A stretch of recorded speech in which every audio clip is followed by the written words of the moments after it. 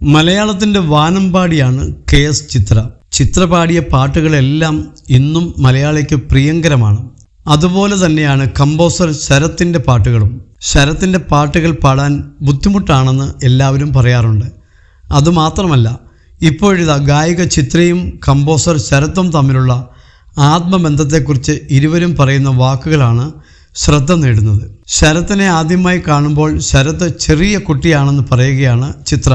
ശരത്ത് പാടാൻ വിളിക്കുമ്പോഴാണ് ശരത്തിൻ്റെ കഴിവിനെക്കുറിച്ച് തനിക്ക് മനസ്സിലാകുന്നതെന്നും ചിത്ര പറയുന്നുണ്ട്. അതേസമയം ചിത്രയെ ആദ്യമായി കാണുമ്പോൾ തനിക്ക് ഒരുപോലെ സന്തോഷവും പേടിയുമാണ് തോന്നിയതെന്ന് ശരത്തും പറയുന്നു.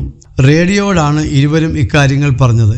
ശ്യാം സാറിന് പാടാനായിട്ട് റെക്കോർഡിങ്ങിന് വരുമ്പോഴാണ് ആദ്യമായി ശരത്തിനെ കാണുന്നത്.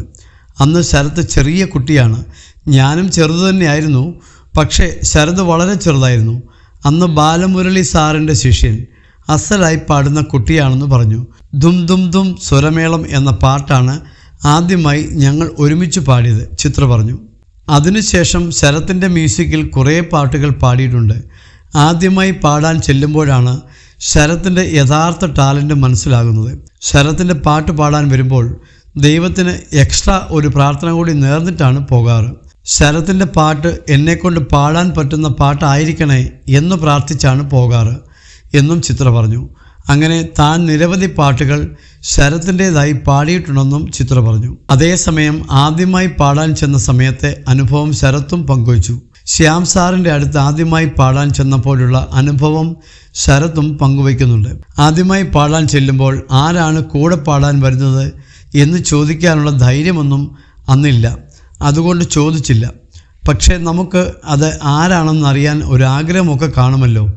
നോക്കുമ്പോൾ ചിത്ര ചേച്ചിയാണ്. സന്തോഷവും പേടിയും ഒരുമിച്ചായിരുന്നു.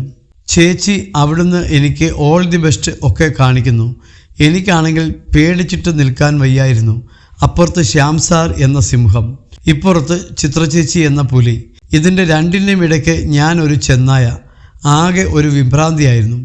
അങ്ങനെ പാട്ടെടുക്കാൻ തുടങ്ങിയപ്പോൾ സാർ പറഞ്ഞു, എന്തോ കടകട ശബ്ദം വരുന്നുണ്ട്, അതുകൊണ്ട് മാറ്റിയെടുക്കാം എന്ന് പറഞ്ഞു. സത്യത്തിൽ എൻ്റെ മുട്ടിടിക്കുന്ന ശബ്ദമായിരുന്നു. ഒരു ടേക്ക് കഴിഞ്ഞപ്പോൾ തന്നെ ഞാൻ ആകെ വിളറി വെളുത്ത് ഇരിക്കുകയാണ്. 14 ടേക്ക് വരെ പോയി. എന്നിട്ടും സാർ ഓക്കെ പറഞ്ഞത് ഫസ്റ്റ് ടേക്കാണ്. പക്ഷേ ആ പാട്ട് സിനിമയിൽ ഇല്ലെന്നും ശരത്ത് പറയുന്നു.